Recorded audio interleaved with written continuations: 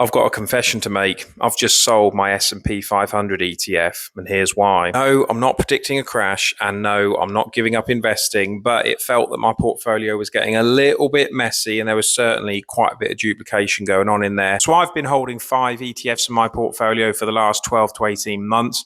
I've got 3 of them with Vanguard. 2 of those were all worlds, and 1 was an S&P 500. And I also hold an all world and an S&P 500 in Invesco. I've had questions in the past about why I've got so much duplication in my portfolio. So let me just explain quickly. The reason why I have 2 different fund providers is because I don't want to put all my eggs in one basket. Now, I know I still own the shares and my money will be covered if one of those fund providers was to go under, but I don't know the process of what fallout would happen from that. So that's why I like to hold in 2 different fund providers, just to give me a little bit more comfort.